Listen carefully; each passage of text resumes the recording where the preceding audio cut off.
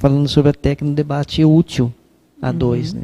Eu sei que já falou aqui sobre debate, né, entre vocês, mas assim, dentro disso, tanto do debate como do exemplarismo pessoal, como que envolve admiração e discordância, né, entre vocês? Então, é interessante, né, porque na hora do debate é que vão aparecer, né, as discordâncias, né? Porque, por exemplo, um caso aqui, eu vou falar aqui do ponto de vista do duplismo, né, gente? Mas vale para todos os tipos de relações. Mas é na hora do debate é que a gente entende como que a outra pessoa pensa, né? Ou qual que é a opinião dela sobre determinado assunto, qual que é o posicionamento dela sobre determinado assunto. E aí que a gente vai identificar as discordâncias, né? Porque assim, se os dois não conversam, como é que a gente vai saber? Pois é, né? é. Se o outro pensa diferente, ou se não, por que ele pensa diferente, né? E como que a gente faz para conciliar isso também, né? Como que a gente vai entrar ali vamos dizer assim, numa discordância sadia, né? Que é a admiração e discordância. É porque a concordância é fácil, né? A discordância que vai entrar a reciclagem. Não, e também assim, muitas vezes a discordância, muitas vezes vai fazer a gente parar para pensar, mas por que essa pessoa pensa diferente? Aí a gente vai ouvir os pontos dela, isso vai levar a gente para a reflexão, né? Ou a gente vai mudar, muitas vezes a gente até muda de opinião, né? Fala, não, essa pessoa tem razão, né? Ou não, a gente vai firmar aquele nosso posicionamento a partir de uma reflexão maior, né? Então ela gera também mais reflexão, né? Uma coisa que eu estava pensando também dessa questão do exemplarismo, né? É da gente começar a mapear esses exemplarismos, sabe? Assim, da gente não deixar só na nossa mente, assim. Por exemplo, Ricardo, 20 anos de duplismo, ok. O que aconteceu nesses 20 anos?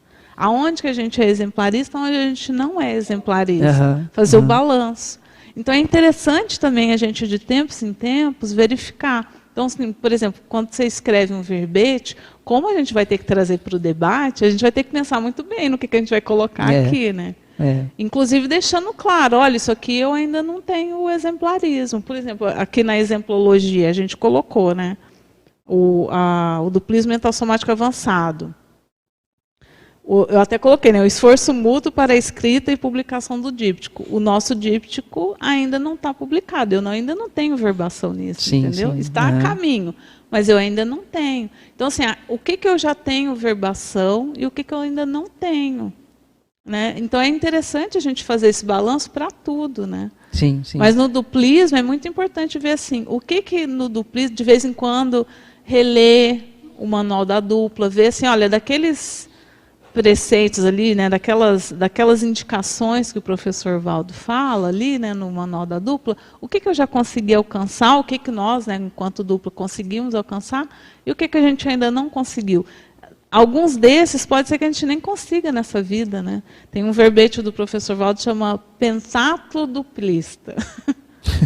Olha, os desafios que ele coloca ali é o quê? O FIEX, A2, desperdicidade, A2, ele pega pesado. Então, assim, a gente pode até fazer um grande esforço para alcançar, mas vão ter, eventualmente, metas dos duplistas que a gente não vai conseguir alcançar nessa vida, mas a gente está se preparando para nas próximas vidas conseguir alcançar, você entendeu? Então é interessante a gente ver assim, o que a gente já tem exemplarismo, o que não tem. E o que não tem, o que dá para correr atrás, e o que a gente vai ter que, vamos dizer, não deixar para a próxima vida no sentido de abrir mão. Não, mas o que eu vou fazer nessa vida para que numa próxima eu possa usufruir, né, dessa condição. Sim, sim. Tá bom, ok, obrigado. Coisa também que é interessante nessa questão do debate útil é o democratopensênio. A pessoa que tem dificuldade de lidar com a diferença, normalmente ela não tem uma pensenidade muito democrática, porque a noção de democracia ela vem justamente pela noção de lidar com as diferenças. Isso. Então, isso vai na pensenidade da pessoa. A pessoa que se irrita, por exemplo, ou que quer impor determinada posição, ela não tem uma mentalidade, uma pensenidade democrática. Então a gente vai ver isso nesse detalhe, e isso começa na questão da dupla, por exemplo, né? De querer impor determinados pontos e tal. Não pode ser dessa forma. É porque tem uma intimidade mental somática, né? Que a pessoa, assim, você falou de vidas, né? De vidas, porque vai levar muitas vidas, né, para você entrar nessa intimidade mental somática da pessoa, né? Aí que você está falando sobre a democracia, né? Democracia de uma aceitação, mas também está dentro da admiração e discordância, né? Tá. Aquilo, essa situação aí. Né? Mas é que há uma diferença no sentido assim, admiração e discordância até certo ponto, eu posso admirar o fulano Sim. e discordar dele, mas isso não me afeta. Mas o democratopensene, você está inserido junto com a pessoa, ou com um grupo.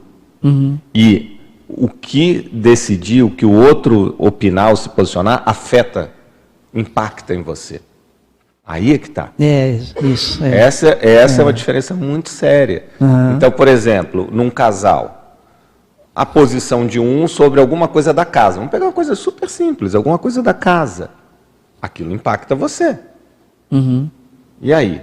Então não é só admiração e discordância, você aceita aquilo que vai impactar você? A pessoa vai continuar fazendo o mesmo erro o tempo todo, ou, né, aquela assim situação de volta. Né? Às vezes não é nem erro.